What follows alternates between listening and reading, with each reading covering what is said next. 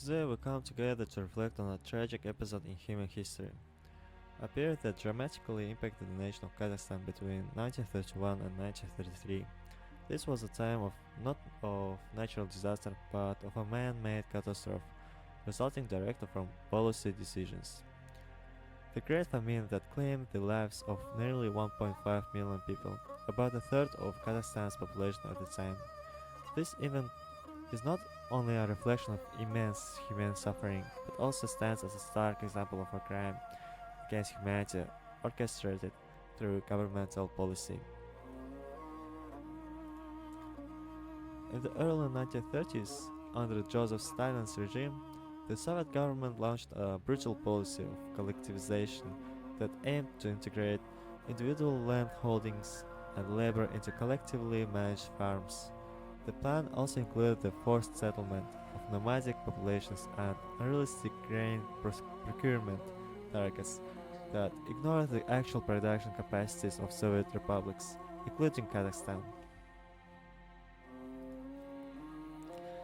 The famine in Kazakhstan was a direct outcome of severe Soviet policies.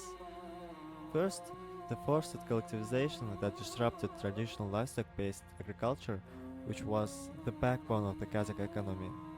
Nomadic tribes were settled against their will. Their livestock was seized by the state. This left the local population without their primary source of food, clothing, and trade goods. By 1932, the livestock population plummeted from 40 million to just 4 million. The loss of livestock was catastrophic because the nomadic lifestyle of many Kazakhs was not adaptable to the rapid change forced by collectivization.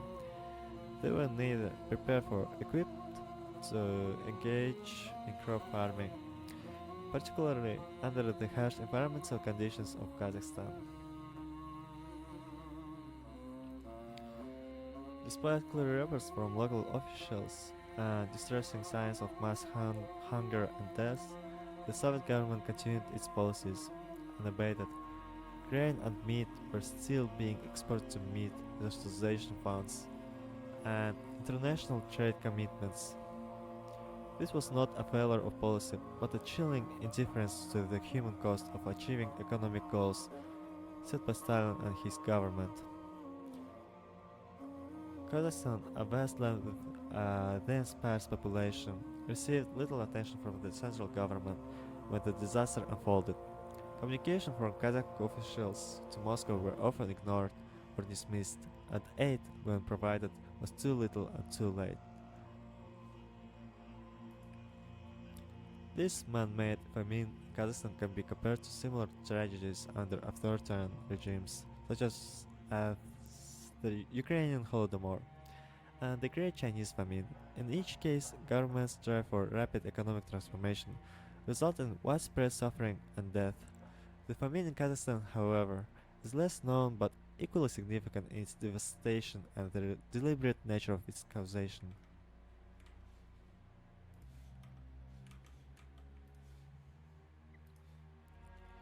For decades, the famine was a silent chapter in Kazakh history. It was only in the late 20th century, as the Soviet Union approached collapse, that discussions about the famine emerged into public discourse. Today, it is recognized as a devastating period that reshaped Kazakhstan's demographic and cultural landscape. The famine deeply scarred the Kazakh psyche and instilled a lasting awareness of centralized governmental control. It also dramatically shifted the ethnic composition of Kazakhstan, from being predominantly Kazakh before the famine to a more mixed ethnic landscape as Slavic populations were moved in the region during and after the famine period. So, in conclusion, as we reflect on this dark period, it's our duty to remember and honor those who suffered and perished. Let this historical reflection serve not only as a memorial but also a lesson. It underscores the importance of safeguarding human rights and maintaining vigilance against the abuses of power by governments.